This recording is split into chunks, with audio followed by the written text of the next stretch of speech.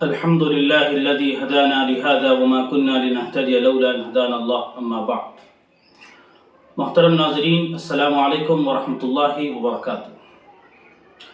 بہت دنوں سے ہفتہ وار درس حدیث آپ حضرات کی خدمت میں نہیں آیا، کئی مصروفیات کی بنیاد پر نہیں ہو پایا. انشاءاللہ اب سے وہ سلسلہ جاری رہے گا.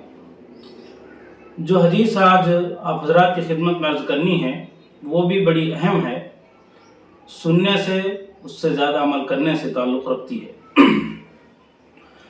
بسم اللہ الرحمن الرحیم. عن ابی ہریرہ رضی اللہ عنہ ان رسول اللہ صلی اللہ علیہ وسلم قال المؤمن القوی خیر واحب الی اللہ من المؤمن الضعیف وفی کل خیر. رواہ مسلم. حضرت ابو ہریرہ رضی اللہ عنہ سے مروی ہے کہ نبی اکرم صلی اللہ علیہ وسلم نے ارشاد فرمایا، قوی مومن بہتر ہے اور اللہ کے نزدیک کمزور مومن سے طاقتور مومن زیادہ محبوب ہے، اور خیر تو دونوں میں ہے. یہ حدیث کا ترجمہ ہوا. اس کی تشریح کی طرف ہم آتے ہیں. دیکھیے، جب بھی ہمارے معاشرے کے اندر طاقت کا لفظ بولا جاتا ہے، قوت کا لفظ بولا جاتا ہے، عام طور سے جو اس کی میننگ مراد لے جاتے ہیں وہ جسمانی، فزیکلی، یہی اس کی میننگ مراد لے جاتے ہیں کہ جسمانی طاقت اس سے مراد ہوگی. حالانکہ طاقت یہ ایک وصف ہے، قوت یہ ایک وصف ہے، اور اپنے اندر بڑی وسعت رکھتا ہے. اس کا معنی اگر صرف ہم طاقت قوت کر لیں تو کافی نہیں ہوگا، اس کے بہت بڑے معنی ہیں. مثال کے ذریعے اس کو سمجھا جا سکتا ہے. ایک طاقت ہوتی ہے اخلاق و کردار کی، اور اس طاقت سے آدمی ان چیزوں کو حاصل کر لیتا ہے جو چیزیں ہاتھ پیر کی طاقت سے حاصل نہیں کی جا سکتی. اور اس کی مثالیں نبی اکرم صلی اللہ علیہ وسلم کی سیرت میں بھری پڑی ہیں کہ اخلاق سے دلوں کو جیتا گیا. اخلاق نے وہاں پر وہ کام کیے جہاں پر تلوار کام نہیں کر سکتی تھی. یہ اخلاق کی طاقت ہے. اور ایک طاقت ہوتی ہے سیاسی طاقت،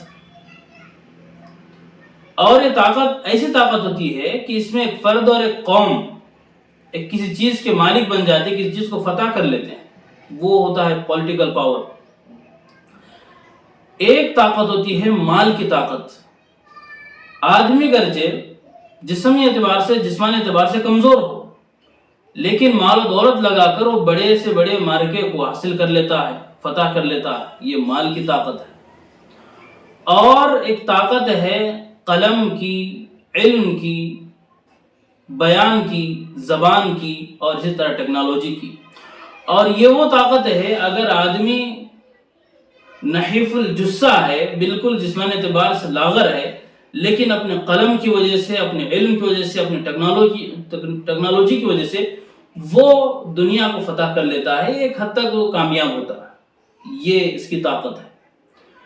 اب جب یہ اس پس منظر میں ہم اس حدیث کو دیکھیں کہ طاقتور مومن اللہ کی نگاہ میں زیادہ محبوب ہے کمزور مومن سے، تو اس کا ترجمہ صرف ہم یہ نہیں کر سکتے کہ جسمانی اعتبار سے. وہ بھی مراد ہو سکتا ہے، وہ بھی مراد ہو سکتا ہے، کیونکہ جو طاقتور ہوتا ہے بہت ساری عبادات اچھے سے ادا کر سکتا ہے، جیسے نماز ہے، کھڑے ہو کے پڑھ سکتا ہے.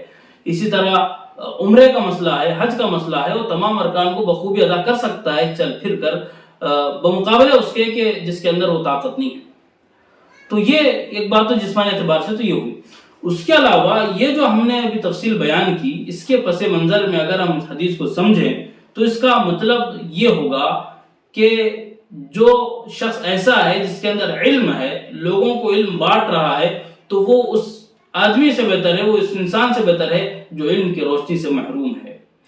اگر کوئی مالدار ہے اور اپنے مال کو ایسا خرچ کر رہا ہے جیسے اللہ خوش ہوتا ہے، تو اس کا یہ مالدار ہونا دوسرے ایسے مالدار سے یا دوسرے غریب سے بہتر ہے جو اس طرح کے خرچ کرنے پر قادر نہیں ہے. یہ ایک تفصیل ہے. اسی طرح جس بندے کے اندر وہ ایسی سیاسی طاقت ہے کہ اس کو صحیح استعمال کر رہا ہے، تو وہ اس آدمی سے، اس انسان سے بہتر ہے جو اس کو اس طرح سے استعمال نہیں کر پا رہا ہے. تو یہ چیز ہے. اور دوسری بات، جس کے اندر مال و دولت ہے، وہ مال کو خرچ کر رہا ہے، تو وہ نہ خرچ کرنے والے سے بہتر ہے.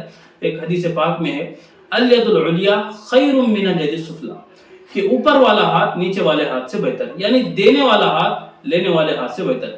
تو اس تمام کے مجموعے سے ہم کو جو بات معلوم ہوتی وہ یہ ہے کہ اگر ہماری ذات سے کسی کو فائدہ پہنچ رہا ہے تو پھر ہم قوی مومن ہیں۔ ہماری ذات سے اگر کسی کو نفع پہنچ رہا ہے، کوئی اگر صحیح راستے پر آ رہا ہے یا کوئی اس کا بھلا ہو رہا ہے، دنیا اعتبار سے ہو دینی اعتبار سے ہو، تو پھر ہم قوی مومن ہیں۔ گرچہ ہم جسمانی اعتبار سے کچھ بھی ہوں لیکن ہماری وجہ سے کسی کو فائدہ پہنچ رہا ہے تو پھر ہم قوی مومن ہیں۔ تو بات معلوم ہوئی کہ جو بھی ہو، چاہے جسمانی اعتبار سے ہو، مالی اعتبار سے ہو، سیاسی اعتبار سے ہو، علمی اعتبار سے ہو، عملی اعتبار سے ہو، جو بھی ہو، ہم جو بھی جس طرح بھی لوگوں کی مدد کر سکتے ہیں اگر کریں گے تو ہم اللہ کی نگاہ میں محبوب بنیں گے۔ اور جو حدیث پاک میں بات بیان کی گئی، احب المؤمن القوی احب الی اللہ من المؤمن الضعیف، کہ جو زیادہ طاقت والا مومن ہے وہ اللہ کے نزدیک زیادہ محبوب ہے اس مومن سے جو طاقت والا نہیں ہے، کمزور ہے۔ تو یہ بات معلوم ہوئی۔ تو جب ہمارے سامنے یہ تفصیل آ گئی تو ضرورت اس بات کی ہے کہ ہم اس پر عمل کرنے والے بنیں۔ اللہ سے دعا ہے کہنے والے کو بھی اور تمام سننے دیکھنے والوں کو بھی عمل کی توفیق عطا فرمائیں۔ وآخر دعوانا الحمدللہ رب العالمین۔